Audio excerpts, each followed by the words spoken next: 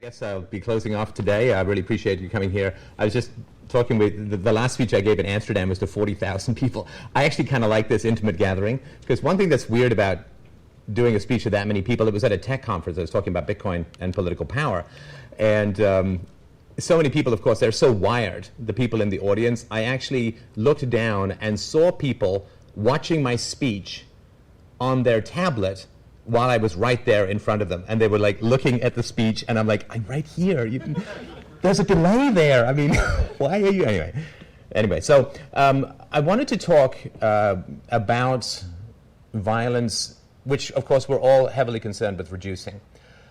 But violence is one of these words that we kind of get viscerally. We know it, we understand it viscerally, but to define it and to find its etiology, to find its causes, I think is a real challenge. Science can help us to some degree look at the effects, the brain effects, the neurological effects of exposures to violence, the traumatic effects of exposure to violence.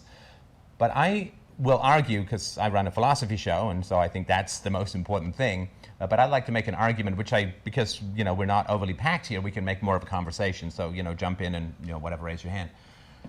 But I will make an argument today that philosophy fundamentally is what we need to solve violence in the long run, that violence results from a failure of shared values and objective values. So in the scientific community, when there are disputes, how do they resolve them? They test, right? First they test the logical consistency of the theory, and then they test the empiricism of the theory. And that's how they resolve disputes. They appeal to reason and they appeal to evidence. In the court system, when there's a he did it, he didn't do it, right? Defense and prosecution, how do they resolve it? Well, they look for evidence and they examine witnesses and they look at the DNA and they attempt to adjudicate their disputes through appeal to objective empirical reality. Well, yes, okay, that may be a bit of a Platonic ideal, but that's the theory of how it works. And that's certainly how it worked in the old common law courts before they were taken over by giant bureaucracies and so on. So we do have examples in the world where people have significant emotionally invested differences of opinion, where the resolution is peaceful. If you compare and contrast this to religious fanaticism, I believe in this deity, I believe in this deity, you should not wear black on Fridays, you must only wear plaid every second Tuesday of a third full moon. There is, as yet, no deities that come down and say, yes, no, no, yes, right, wrong, good, bad. And so when people have passionate absolutes which do not accord to something provable, something rational, something objective, something empirical, when you have an absolute without empiricism, without reason, which I argue is philosophy fundamentally, then you are going to set yourself up for a conflict that cannot be resolved through appeal to any external standard or agency. Think of mathematicians, right? How do they resolve their disputes? Whose theories win out over time? Well, it's those whose theories are most consistent and so on. Physicists, engineers, they resolve their disputes with appeal to reality. I've never heard of a scientific convention dissolving into riots, or, I mean, maybe if you have, let me know, but I can't think of mathematicians saying, well, that's it, enough of this slide rule, let's duke it out. I mean, they just try and find ways to resolve it. I mean, I'm not saying that wouldn't be kind of cool to watch, but I just have never heard or seen of it. And so we do have examples of people resolving their disputes in peaceful ways. It doesn't mean that they're always happy about it. I mean, if you look at the debates going on in the scientific community now, and the quasi-scientific community about climate change, there's a lot of disputes, but there's not gangs. There's not like, I'm on the blue team, you're on the red team, let's shiv this one out. They don't do that stuff. So we do have lots of examples of dispute resolution that is peaceful. With regards to the allocation of material resources in society, we have some metal. What do we do with it? Well, in the free market, whoever bids the most for it, in other words, whoever thinks they can get the most profit out of it, is the one who ends up with that resource. If you've ever been involved in one of those bids on eBay, then it's like, I hope they chicken out, come on, but there's still no conflict. And so in the allocation of resources in the free market, in general, there are peaceful ways to allocate the resources. And these are all examples of differences of opinion that are significant, which are not resolved through violence. So, who would like to throw some counter examples my way? I know it's late in the day, but yes, sir. Senator in Texas just recently investigating pedophile rings was shot dead. Oh, he was investigating pedophile rings. Well, I guess, Aaron, you know a little bit about that. So they shot him dead? Yeah. Shot her dead. Shot her dead. And her husband. Right, right. Okay, so Made it look like a suicide. the allocation of female affections with regards to one Elliot Rogers was not exactly settled in an amicable fashion recently, tragically, in California. What other examples can we think of, institutions where there does seem to be significant conflicts? Korean legislators. Yeah, there was a fist fight of the Korean legislation, right? Yeah. Any one between Rob Ford and a Big Mac, I think also is going to have a Rob Ford-sized hole through his middle, which actually would be a bit of a challenge. But family court often seems to be pretty contentious because there don't seem to be very objective rules, you know, as have been talked about, in the best interest of the child. I mean, it's really hard to figure out what that is objectively. So I think we can think of examples. Obviously, we can look at things like gang warfare over drug corners and war itself. Perhaps in the old days in England, they had duels. They had duels. Men got upset with each other over anything. Yeah. And one called the other out, and in the dawn of the morning, they took their swords or pistols or whatever it was, and they had duels. Pistols at dawn. There was a glove involved, and didn't we lose? We lost some great poets that way. I think didn't Shelley get? He died in a duel, if I remember rightly. Oh no, he died in a boating accident or something. But who was there was a 19th century poet. Oh, the big romantic guy. Wasn't Byron? He might have been Byron. Anyone Google? Anyone Byron? Death poet. Anyway, so but let's not. Sorry, focus. But yeah, so we have examples where people can't resolve. So in that case, often it was over the affections of a lady, and obviously, I mean, who wouldn't want to marry the murderer? I mean, good Lord, you couldn't do better than that, right? So we have examples in society of the peaceful resolution of disputes, and we have examples of the violent resolution of disputes, if we can call violence a resolution. I think that there are principles to look at on either side that can be very helpful because we want to move, right? We want to move stuff from this bang, bang, shoot 'em up scenario to, use your words, reason, evidence scenario. I think that's really important to herd over, but we need to know, I think, some of the key differences between these two environments. I'm going to put a few forward. This is still a work in progress, so feel free to jump in with more suggestions. I think an objective methodology for resolving disputes seems to be key. Right? Scientific method is well understood. You simply cannot go to a scientific conference and say, the Buddha told me that. And I mean, maybe there was a guy who, I think in the early 20th century, discovered the secret of the carbon atom by having a dream about a snake eating its own tail. And I'm certainly no physicist, but that has something to do with the structure of a carbon atom. So that was his inspiration, and then he went to validate that through massive amounts of scientific experimentation. We've all had moldy bread. Well, sorry, I was a bachelor. So a lot of us have had moldy bread under our sinks. That doesn't mean that we invented penicillin, right? So you can have inspiration, which is not scientific, but it must be validated by the scientific method. So the guy can go and say, hey, funny thing, I had this dream about a snake eating its own tail, and that led me to discover this about the carbon atom, which I proved this and that way. But that second part is kind of important, where you go from inspiration to validation.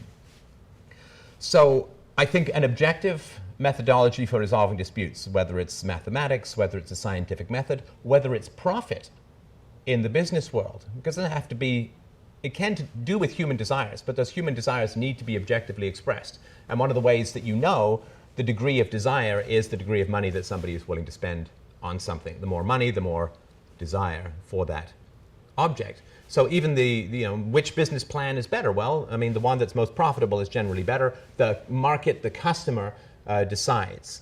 In other words, you don't just go to some guy's opinion and say, what do you think should happen? But you have to have an objective methodology for resolving disputes. It's funny because, I was sort of asking for examples of where we don't see the rational resolution of disputes. Yes, sir. War? Absolutely. Absolutely. The clue is in the title of the conference. See, I'm working. Toronto. Absolutely. The hell pit of violence known as Toronto. Yeah, I mean, so what I was talking about yesterday, I think what a lot of us were talking about yesterday was parent-child relationships. Parent-child relationships. And certainly there are, and I don't want to diminish the marital fights and boyfriend-girlfriend abuses, intimate partner violence, but parent-child relationships, I think, is where, at least I argued yesterday, this is where the foundation of the whole problem is. So why is it so hard for parents to avoid the use of coercion with their children? It's not natural, because they don't go to work and spank people they disagree with, right? They don't, someone doesn't give them the right directions if they ask them to get somewhere. They don't drive back and hit them with a belt or a spoon, so they can restrain. And we all know, of course, most parents, if they hit their children, if there's a policeman there, they magically find the self-restraint that they should find always. So we know they have the capacity to not do it. The question is why? Why do they do it? And I have some ideas. I mean, again, we've got a lot of experience in the room in this particular area. But the question is why? Some parents do, some parents don't. We have examples in human society of the peaceful resolution of disputes. But why is it so hard between parents and children? Why is that the most common form of violence in society, of which I think all other violence is in effect? Well, I take a guess. Maybe it's because the child isn't, if they're very young, they're not as rational. One would think it's adults. Is that? Yeah, but see, that's a very interesting question. That's a very interesting question. Because so the adult, perhaps they get frustrated because they're trying to apply rationality to the child. The Right. child isn't- Yeah, that's so. Yeah, you can't reason with a child, and therefore, right? Smack, they're going to reach. You all hear the same things. You're going to reach for a pot of boiling water, and you run into the road. You slap them, so you negatively condition them for that. That is a testable hypothesis, right? So how would we test the hypothesis that parents get frustrated because children are not rational? Well, you seem to have two questions there instead of one, and you've merged them. Go on. When you say why do some parents have to use force? Most parents use force. Right, Yeah. well, but then you give an example of some parents don't, and maybe that's better, maybe it isn't, that needs to be investigated. What? Maybe it's better to not use force? I think Right. it would be better to not Right, use so force. Yeah. that would be your argument, right? No, but we need to sort of figure out where it comes from. As a scientist, that's one thing you'd like to prove, What I would like to prove what? that nonviolent means of dealing with the child is better than, say. Yeah, the application I'm not going to of try and prove that. I think we just have to assume that if you cannot hit a child, you've got a better thing going on. So again, The first supposition of that statement is partially rational. no, we're asking how could we test the hypothesis that parents get frustrated with the irrationality of children and therefore they hit them? Yes, sir. How about having control of rational children? Well, but if the hypothesis is correct, you won't find that group of rational children, right? Yes, sir. Because they've been conditioned, many of them, from their parents before. Well, yeah, but the way that I would set up the experiment is we know that children have great capacities for rationality, right? So, I mean, the science is pretty clear. Alison Gopnik's The Philosophical Baby is a book which shows that children can do statistical reasoning at the age of 7 months. They have empathy at 14 months. They can do moral reasoning at 18 months. So children have a great capacity for rationality. I think, tell me if I'm wrong, but my guess about how you would test the hypothesis of increasing frustration leading to aggression is we would need to see the parents try to reason with the children, continue to try to reason with the children responding with increasing irrationality in some emergency situation, and the parents reluctantly using force as a last resort, right? Because if the parents say, well, I had to hit him because I couldn't reason with him, did you try to reason with him, right? It's got to be, it's like saying, well, I had to shoot the guy because he was threatening me. Well, was he actually threatening you? He's just walking down the street. Yes, sir? Could we possibly see how the parents react to irrational adults rather than irrational children? Well, we know how parents react to irrational adults. It's that very few of them will hit. Certainly, like as we saw yesterday, 97% of British moms are hitting their babies, right? So if the children were not rational, and the parents were trying to reason with them on a consistent basis, and then at the end use force as a last resort, that would be a testable hypothesis. That testable hypothesis seems to be not true. Right? So there was a study done recently, a guy, an American psychologist, went to a daycare and said, do you yell at your kids? And almost all the parents said yes. So he hooked them up to recorders. And he said, just forget about these, go about your business for a week. And he was hoping to figure out what triggered yelling, but almost all that he heard was hitting when the women handed in. And this was late last year. This is not like a long time ago. And the moms were hitting the children, who ranged from 7 months old to 4 years old, 18 times a week. And the average time between the initiation of a conflict and hitting was 30 seconds. Now, this cannot be parents who are trying to reason with their children, right? It's just not. I mean, he did not see any examples. And these were all middle class. Again, to be overly classist already, but they weren't like homeless people, crack addicts or anything. These were middle class moms. Sorry, have you already cited the title of that study? I'll get it to you. We'll look it up at the end. I actually had an interview with the guy on my show about a month ago. It's appalling stuff. I mean, that this has been replicated. So we can't say that the parents are hitting because of frustration.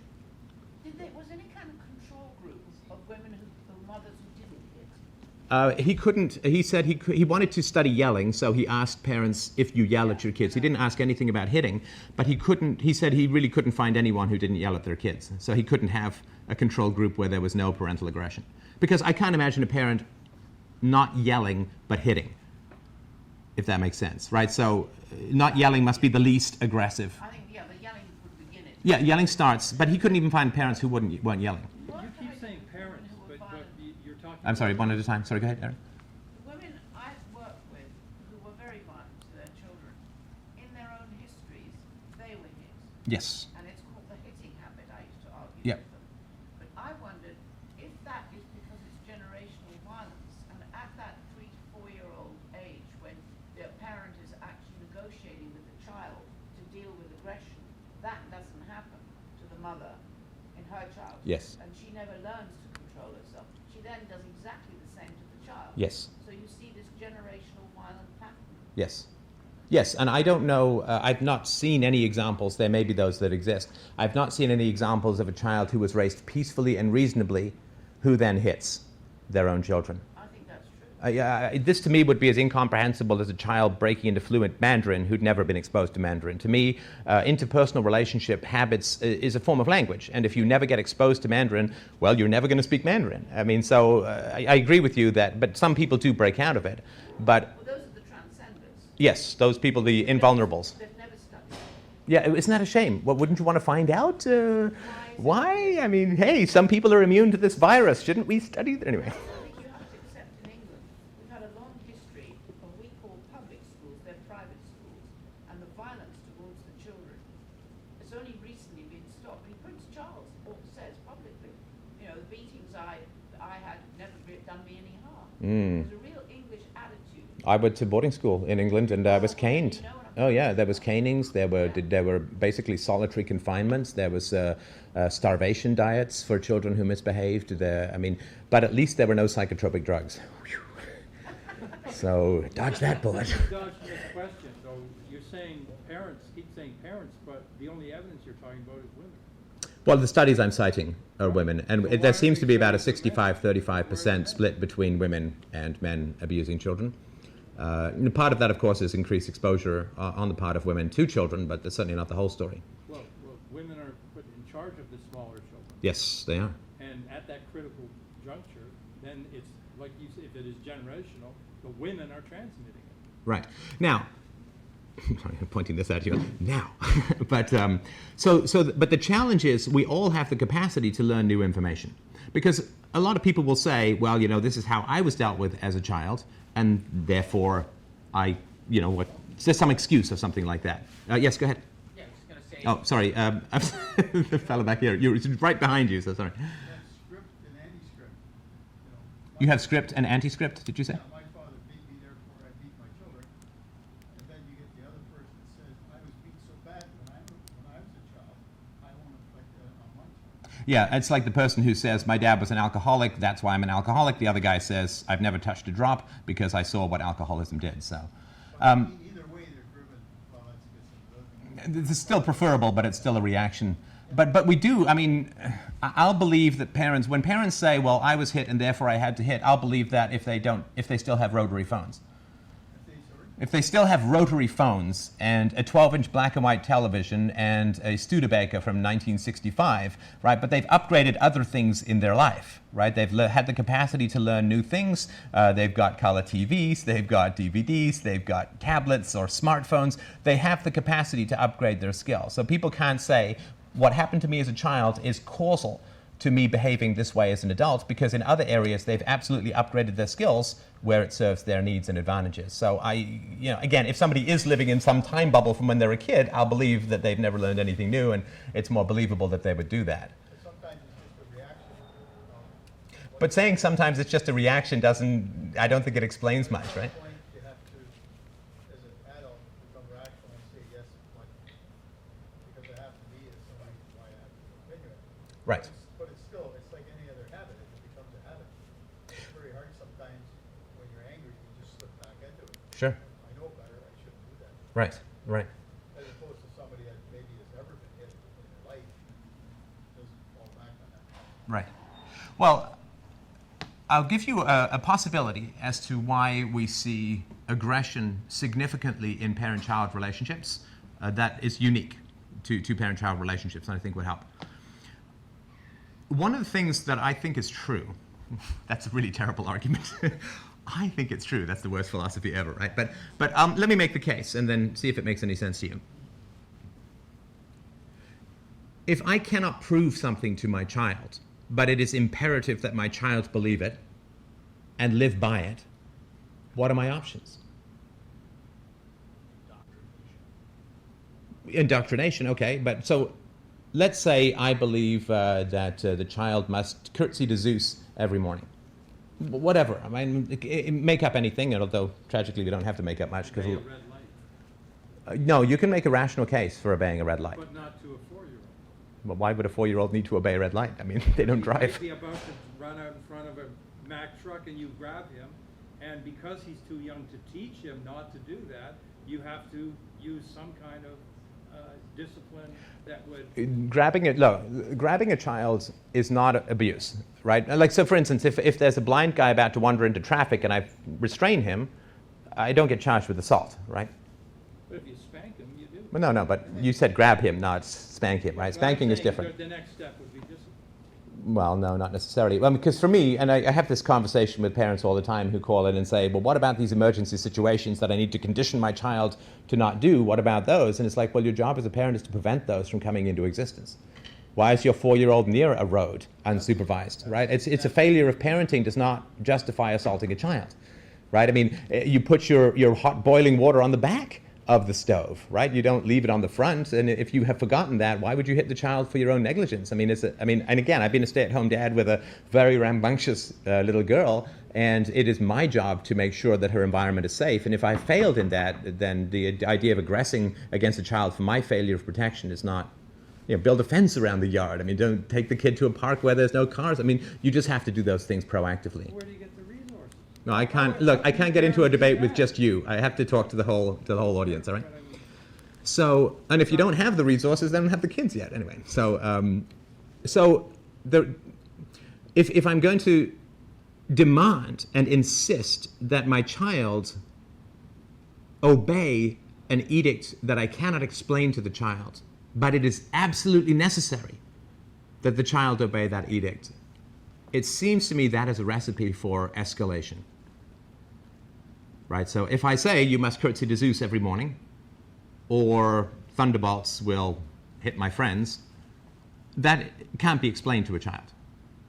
Now, we wouldn't expect a baby to do that, but when a child can listen to and obey the rules, if the rules don't make any sense to the child, and if they cannot be explained to the child, how do you get the child to do it?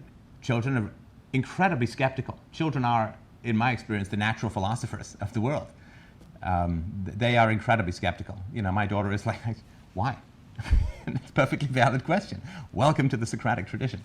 But if I have irrational beliefs that are absolutes, particularly those that revolve around questions of virtue,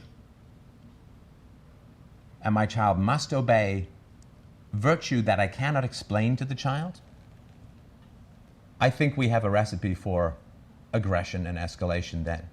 Because you must override the child's skepticism, you must override the child's don't understand, why should I do it? And how do you do that? You can only really do that with aggression. And if you look at a lot of religious traditions, it's obey or what? Burn in hell. It's a lot of fear. It's a lot of fear. It's do this, or there are terrible negative consequences. Now, I mean, the concept of hell is merely the offloading of abuse to a ghost for eternity, right? I mean, it doesn't solve the problem. It's like hiring a hitman and saying, well, I didn't do anything, right? So there is a challenge. One of the things that philosophers, good philosophers, I think, try to do is to create valid and intelligible reasons for why we should do stuff. Some of it can be self-interest, some of it should be rational consistency, some of it can be as simple as the golden rule, or do unto others as you would have them do. How would you like it if, you know, someone went up and took your toy or whatever, right? To appeal to that universality. And that's sort of been my daughter is a very peaceful person because she's never been aggressed against and never been exposed to any aggression. But when we have moral questions, when we have moral issues, I really sit down and we can sometimes spend an hour going over why and what and so on. And so I have never and would never offer my size or strength or authority up as a reason why she should do something. That's not in my vocabulary as a parent. I can't make her do something because I'm bigger. I can't make her do something that she doesn't understand. I can't make her do anything, and I won't. Because the whole point is for her to learn what is right and what is wrong and what is true and what is false for herself. Give her the autonomy of understanding the world and what she should do. And the reason that I made that commitment to never impose anything on my daughter, it doesn't mean like she then can faceplant into sugar 9 days a week or anything like that, and even then, we've talked about teeth and diabetes, and you know, she understands all of those reasons. Is that it's a great test for the rationality of your beliefs to refuse to use any intimidation to impose them upon others. I'm going to say that again. This is really important. It's a great test of the rationality of your beliefs to refuse to impose them on others. You must convince them. You must woo them. You must explain it to them. Now, I think most people in the world are a house of cards of things that aren't true. Things like nationalism, certain aspects of religiosity, certain forms of the tribal bonds, sports teams. I mean, people are built on a lot of stuff that is not true. When you ask people what is goodness, which is the ancient question started by the pre-Socratics over 2,500 years ago, what is virtue?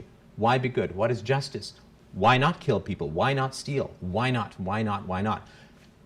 I mean, people don't have much of an answer, which is tragic for philosophy. Think how much medicine and physics and engineering and phones have gone forward in skill and depth, and we still can't say, why don't steal? Well, how would you like it if someone stole from... That's not enough of an answer. Lots of thieves still steal. And they just say, well, I'm going to guard my stuff and not let it get away from me. So we impose answers without methodology on our children to hide the fact that we don't really know those answers.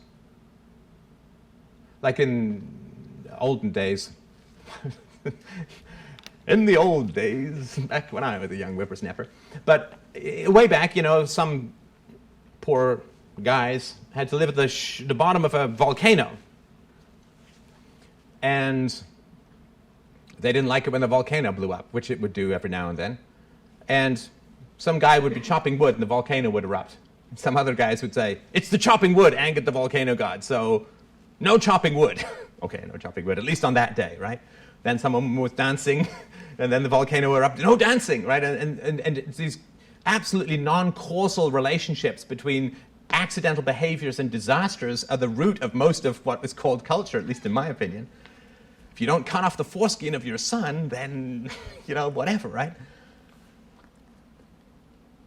And I think that we impose our beliefs on our children because we don't have reasons for our beliefs. And if we impose them on our children, we don't have to examine that void. Why not hit another child?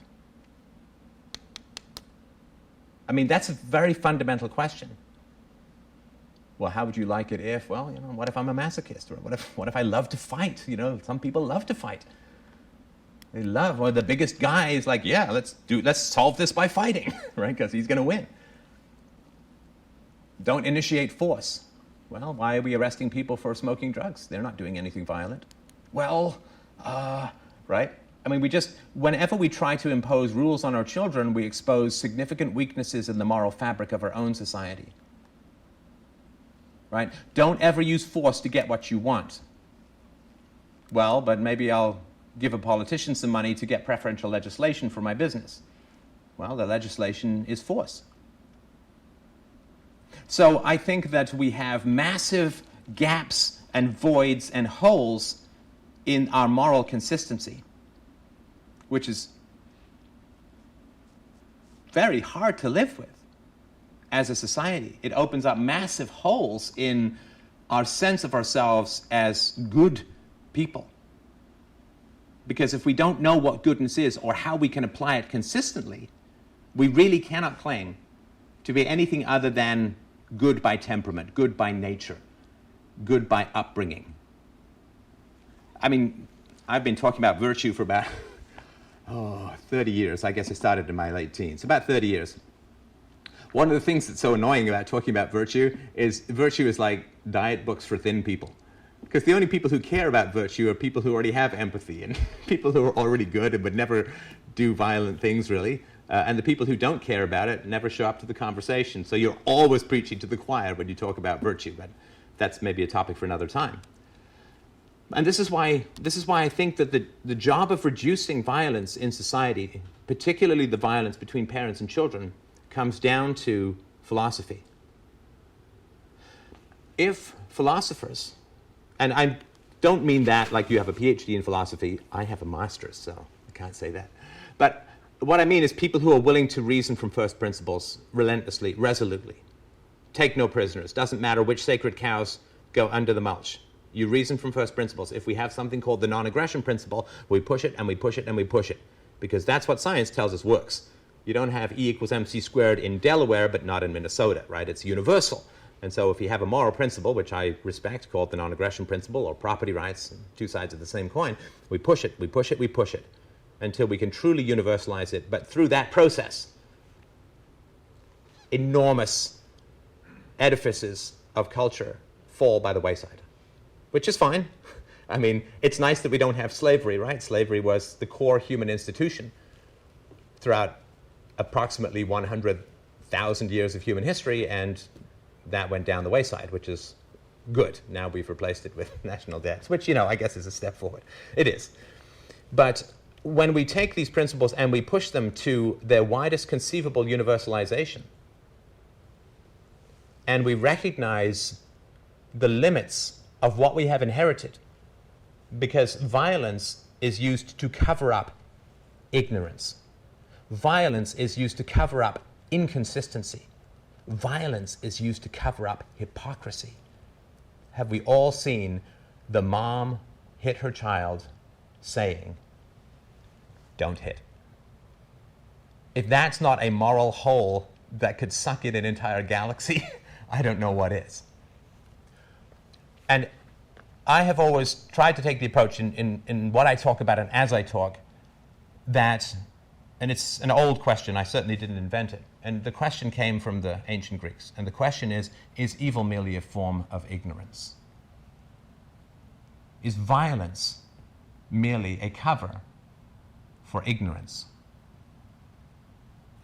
If that is true, and I think that there's really good cases to be made for that, really good cases, because certainly as I have I've got a whole free book on my website if you want to check it out called Universally Preferable Behavior, A Rational Proof of Secular Ethics, which is virtue with neither the top-down violence of a state or superstitious commandments of a deity. If we can give people true moral knowledge, where they can explain to their children what goodness is, why be good, and act in ways that the child doesn't say, well, wait a minute, you told me this, but now you're doing this. Moral hypocrisy needs to be covered up with aggression, because you have to scare people into conforming to that which makes no sense. You have to bully them into curtsying to Zeus, because it makes no sense. And if we have moral rules that we aggressively and violently impose in society, which we do, how many pages does the Canadian law code go to? Anybody? Hundreds. Hundreds, if not thousands, I would assume. I mean, you ever seen the tax code in the United States? I mean, literally, you get guys wheeling it in to the courtroom on gurneys. Let's get dizzy. But remember, ignorance of the law is no excuse. Anyway, nobody knows it all, but ignorance of the law is no excuse, right? We do coercively impose values in society, right? You have to pay for government schools, and if you don't, you go to jail. You have to not have these pieces of vegetation in your pocket, and if you do, you go to jail. And there are thousands and thousands and thousands of rules. And if you break them, you go to jail. So we have no problem aggressively imposing values in society. Where we use violence, we must have the greatest understanding. And understand, I'm not saying all laws are violence. I mean, self-defense, I think, is perfectly valid in a free society. But where we are willing to initiate the use of force, which is non-self-defense situations and so on, we really should know the ins and outs, the ups and downs, the x-rays, the blacks and whites, the forward in time, and every dimension of the ethics of what we're doing, and we don't. You go to the average person, the average voter, go to the average politician, sorry she's not here, and ask what is virtue, which is why Socrates got his specially prepared drink, right? Go and ask what is virtue, what is truth, what is goodness, what is justice. When is the use of force legitimate? When people vote it in? It's gonna be crazy, right? Two guys and a girl walking down an alley, they take a vote. She's not like, hey, that's democracy in action. Good. We regularly impose the use of force in society, in parenting, in aggressive laws, in the counterfeiting of money through fiat currency, in national debts, which is theft from the future. And we can't even answer the questions, when is force legitimate? What is virtue, what is truth, what is goodness? Parents inherit this from their culture, from their society, and they cannot tell their children what goodness is in any way that accords with how we run society. Why do I have to go to school? My daughter's, she's committed to not going to school till she's 20, so that's going to be exciting. But why do I have to go to school? It's a perfectly valid question. What do parents say? Alert. Law. It's the law, okay, so force wins. You obey force. Could anyone say that that's a virtuous argument? He's got the biggest fists, obey him. You've got to go to school because force wins, and then we wonder why there's bullying in schools. Schools are bullying. Anyway, topic for another time. But yeah, why? Why can you hit a child from 2 to 12, just not on the face? We don't have an answer for that. Other than that, if we make it illegal, it's like, this room is not going to jail. And that's about it, right?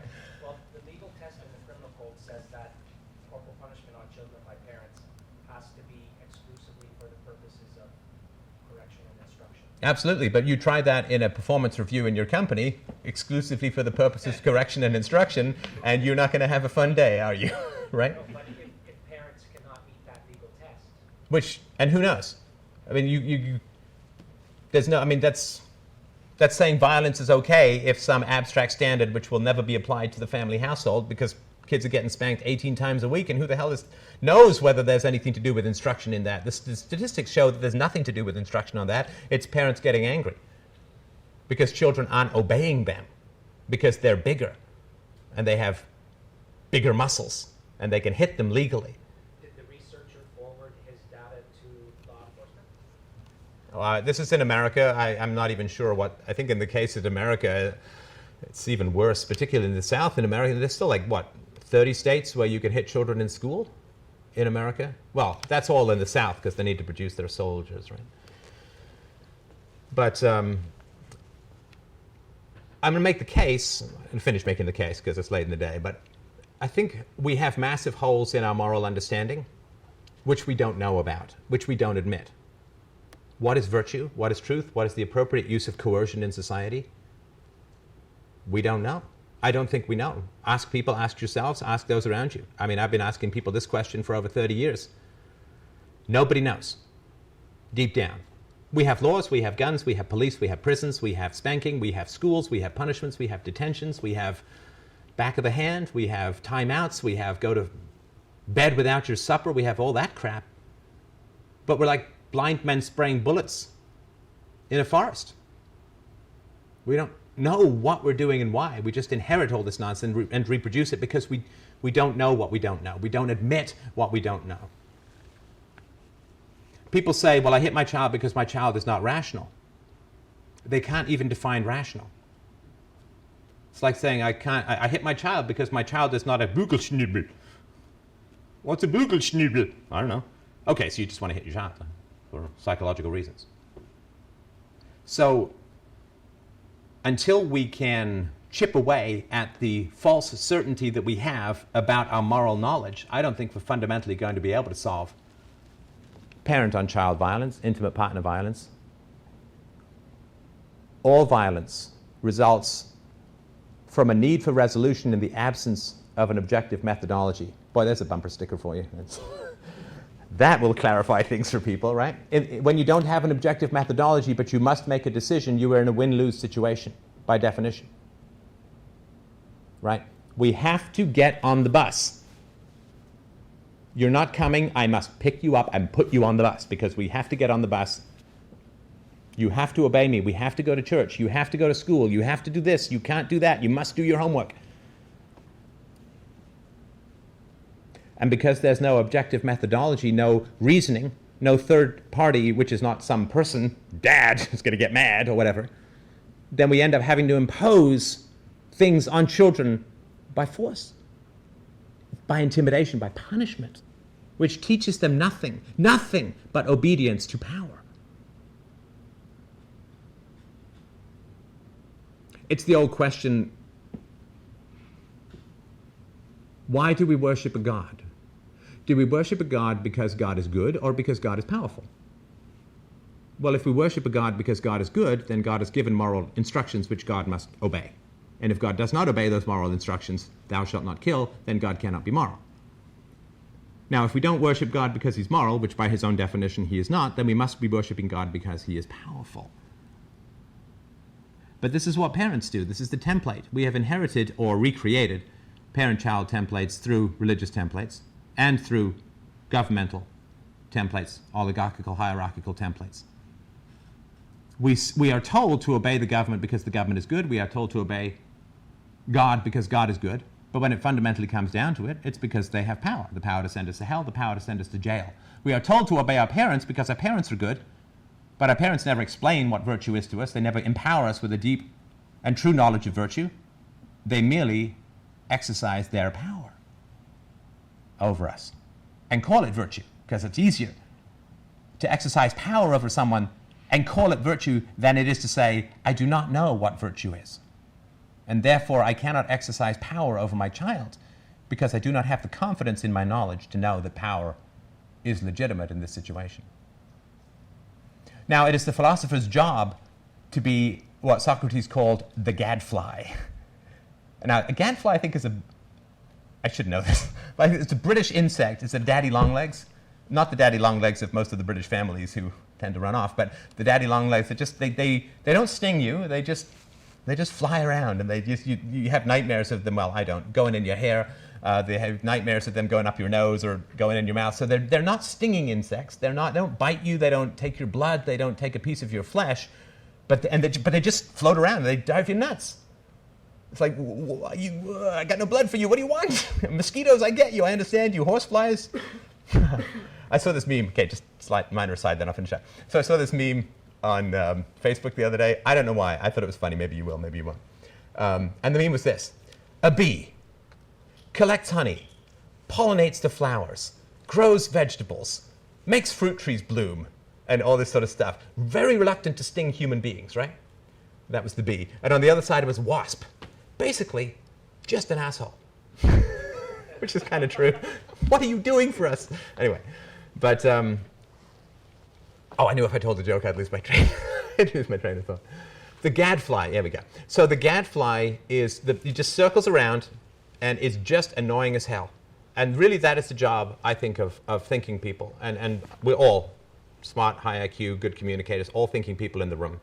And our job is to constantly annoy people. And at least every show, you guys are listeners, like every other show, I'm like, I'm sorry for being annoying, I'm sorry for being, but it's the job, right? It's like the job of your doctor to nag you about weight and smoking and stuff like that. And it's the philosopher's job, the thinking person's job, to nag people and remind them of what they do not know, but they claim to know. Nothing bars ignorance more than false knowledge, right? Because when you know you don't know, right, there's nobody more lost than the man who thinks he knows where he's going, but is wrong, right? And if you, where am I going? You stop and you ask whatever. For the younger people, that would be GPS. But it is the job of the thinking people to continually remind people, to annoy people, to chip away at the false certainty of moral knowledge that we are addicted to for reasons of social control, for reasons of the best efficiency we can do is dominance in the absence of knowledge.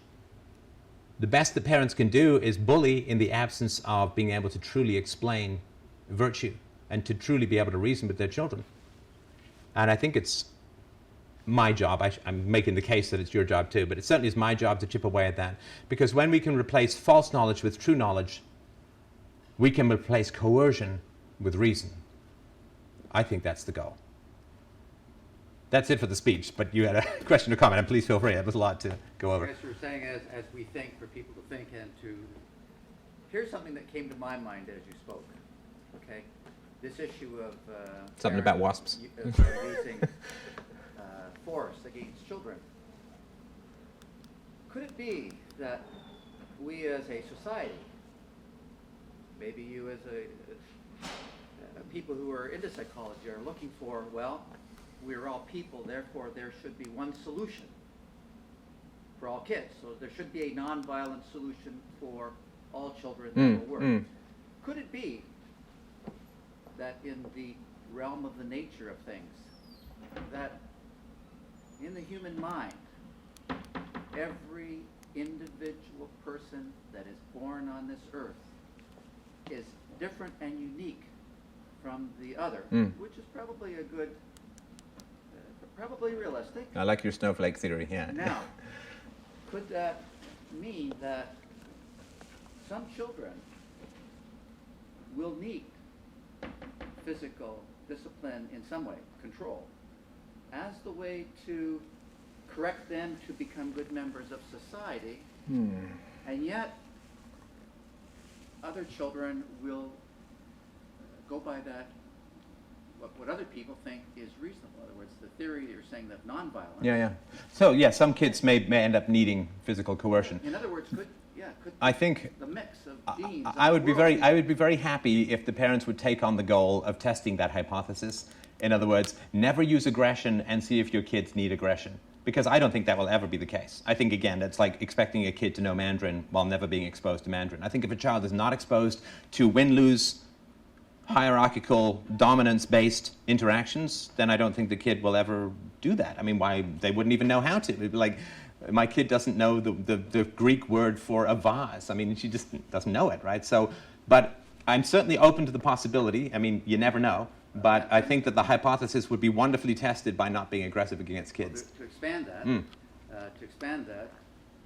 we may be in our Western culture looking at a situation where we all generally live by the same set of standards, but if we have children who are raised by this standard and suddenly the economy of the world changes or something happens, there's a war, there's an atomic bomb goes on, there's a dirty bomb that literally changes society overnight, those children could basically be in a world where they would not be equipped to understand that the person who has the power is not going to know how to deal with that situation, because they're suddenly going to be dropped into that situation. But would you, sorry to interrupt, would you make that case about wives? There may be some wives who benefit from being beaten, and society might change to the point where the unbeaten wives might not flourish? I probably have to think about that. Yeah, I think you might want to think about that. I think that's going to be a tougher case to make, and I would argue that we have to have higher standards for children than we do for wives, because wives are there by choice. Yes, sir. That's all cute. But, What's all cute? Well, I want to challenge your theory on its own terms. When you began this speech, you made two serious exceptions. You said, oh, self-defense, everyone agrees that's okay.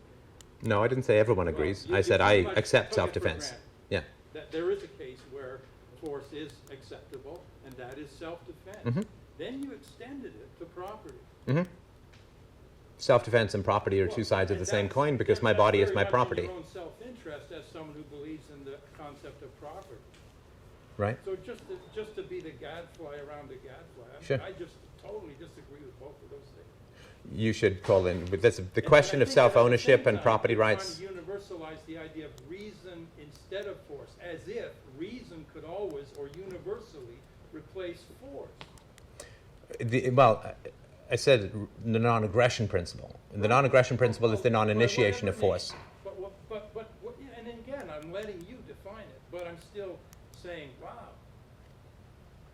You went from self-defense is okay to reason can and must replace force. Well, is it better that you and I are reasoning rather than fighting? I think by reasoning, we can arrive at a new conclusion that's different than yours. If it's reason, I'm happy with it. And you can call into the show. We can have a debate about that. I'm showing you some flaws in your own. No, you're not template. showing me any flaws. You're just making assertions. That's not an argument. I'm certainly No, you're making- saying I don't believe in self-defense, but that's not an argument. I'm sorry, you have a question in the back? Just a comment about relationship violence. Some of what I've read on the topic shows people that do research going back in history. One of the comments is, for the first time in the 1600s, they discovered evidence that maybe parents weren't beating their children.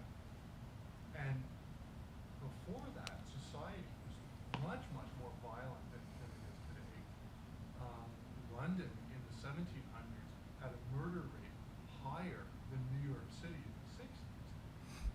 Some of the reason for beating your kids, historically, quite frankly, is indoctrination. If your entire society is violent, if your daily life is violent, you will be violent to everyone you meet. And, you sort of maybe have to train your kids in how to deal with this. I'm sorry, just to reinforce that as well. If you are in a tribe or a society where deviations from culture get you killed, then using aggression to keep your children inside the bounds of culture is a form of self-defense for them, if that makes sense. So, and it's chilling, but true, yeah. Hundreds of years of people going, wait a second, let's back off from that. Now, violence is at an all-time low, both in the family, outside the family, because people are paying attention.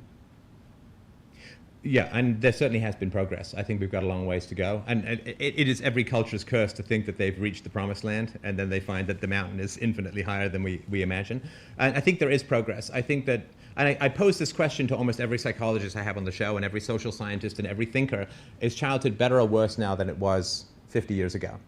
And it's a mixed bag, honestly. Because the SSRIs and a lot of the ways in which children are drugged these days, it was not present 50 years ago.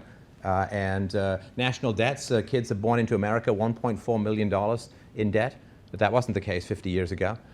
So there are pluses and minuses. Corporal punishment's out of school, which is great, but at the same time we have a lack maternal abandonment issues and paternal abandonment issues with kids going into daycare at 6 weeks of age, and so that's again. So it's a mixed bag, but I do think that there's definitely progress being made, at least in the violence numbers. Yes, sir. Yeah, I was just. Sorry, yes, ma'am. It's similar to the other, but not exactly the same as the other questions. But if adults live in a society where force is used to move along, and that's how you operate in societies, and you don't have this vegetable in your pocket because you'll go to jail if you do. So perhaps it's that parents use force on children to say, when they say, why do I have to go to school? Because it's a law. You tell them that. Right. And it's beneficial for the children. To Well, tell why them don't, no, but parents don't say that. Why don't parents say that? Has anyone ever heard of a parent saying you have to go to school because otherwise daddy goes to jail? No. Have you said that? Yeah, I've said that. Okay, well, it's rare. And why do you think so many parents have a tough time? We all know that's true. Yeah. I mean, fundamentally, but why do parents have such a tough time with that? Well, I guess what I was thinking is just they'll use force on the child, sort of on the backdrop that this child, when the child grows up, will live in a world where force is the norm. Well, because you're basically, so then no, the because... child has to be. I'm not saying it's right. I'm just No, saying but maybe parents they have a should do tough time with that because it's humiliating for the parents to say, I have to send you to school because otherwise force is going to be used against me. Because then the parent is kowtowing to a larger agency where the parent wants to be Right. the god in his own home, so to speak. Well, not that example exactly, but they use No, but- force because they'll know the child will grow up into a world where force is used. Yes. So that's the reality. And- so but they're no- saying, well, what I'm going to do is to get acclimate or get the child used to that. Yeah. Do they still sing "O Canada"? When I was a kid, I came here in 11. They still sing every morning "O Canada," right? So why do you say that? Well, because force, right? Because you'll get kicked out of school, and I'm still going to get charged for school through property taxes and so on. If you say to, and this is a very tough topic as a whole. I'm dealing with this with my own daughter at the moment. If you say to a child, society will use force against you at will. Right? Is that fun for the child? Is that, hey, welcome to your tax farm, right? It's a tough call. I mean, I hate introducing the world to my daughter. I feel like it's like I just want to keep it at bay. I would like to be in a biosphere or some asteroid mining device or something, because it's embarrassing. Daddy, what's war? Oh. I mean, the fact that I have to introduce all the ills of society over time to my daughter is horrible. But so, do you want to say to your kids, yes, you have to go to school for the next 14 years because guns? Almost don't want them to know in a way. I mean, it's hard. It's a really hard conversation to have with kids. So, I think it's difficult. Are you advocating that you tell the truth or you lie? I don't have an answer for that yet. I don't. I guess to finish off on that, I think probably many of us in the room who are parents and grandparents, I think we are going through a generation where I think this is probably a big experiment, that the outcome of this probably isn't, we haven't reached the end of the tunnel yet, even for yourself. No. Because, I came from, back when I went to school, the strap Yeah. was in, and I'm sure there was... Was that hand or butt or? Yeah. Okay. And the strap. Yeah. And I can say back then, everybody in the school knew when someone was going to get the strap. We all could hear it. And, whether it was 3 or 4 or 6 straps, everybody knew it. We all talked to the kid when he come out.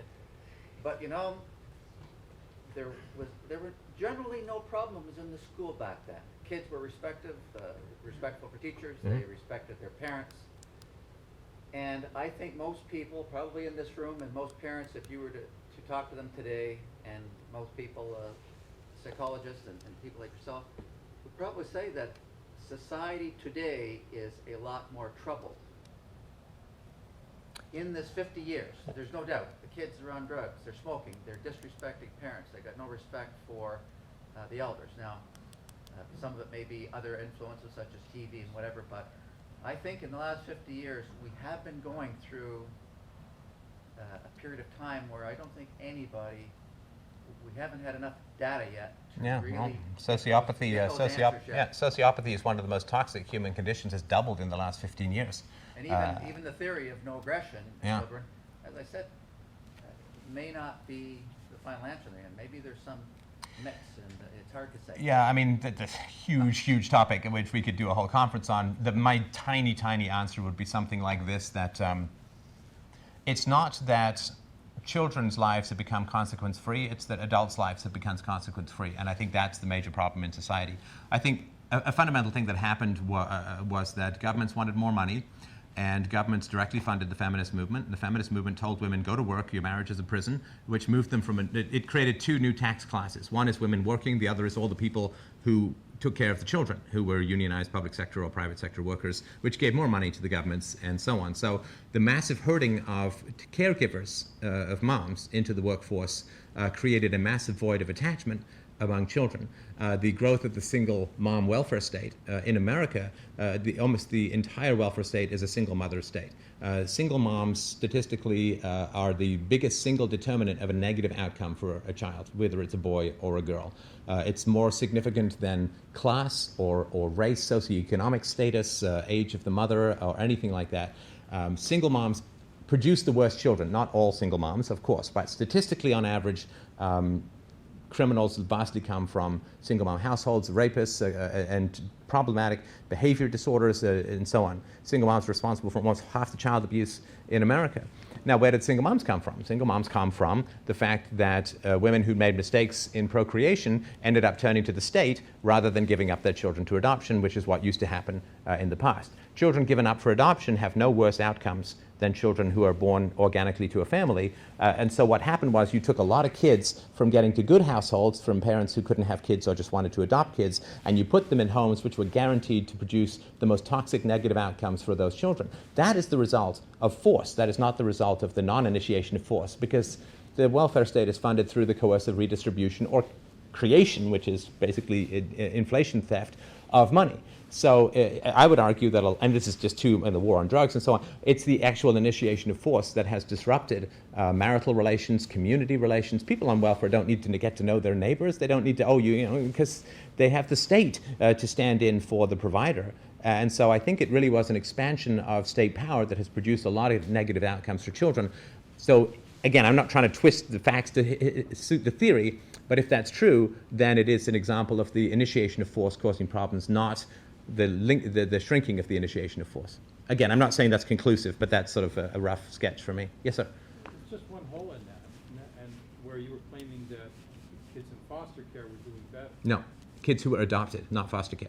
Kids who were adopted into households where We the... had 700 murdered babies in Alberta because of CAS taking children, giving them to foster parents. Yeah, that's not giving babies up for adoption. That's a different. That's taking kids from abused households and giving them to people that the government thinks are great parents. Which again, I wouldn't trust them to can't even deliver my mail on time, let alone to figure out What do we something. do with that? How do we fit that in? Well, I don't know, but I'm just talking. I wanted to sort of make a point that it may not be a reduction in force that's causing problems in society, but an expansion of state power. And sir, Well, I don't know. Maybe I think we may have another skeptic in the corner there. No, but it's a little bit off topic. But as per what you're arguing, it almost sounds like big government is not good. Smaller government is much better. Well, if look, the government. This is more technical, political stuff. So, but no, it's the state. The state is an initiation of force machine, right? It is. Taxation is the initiation of force. So, if the initiation of force is immoral, by definition, right? If we're interested in reducing violence, then by definition.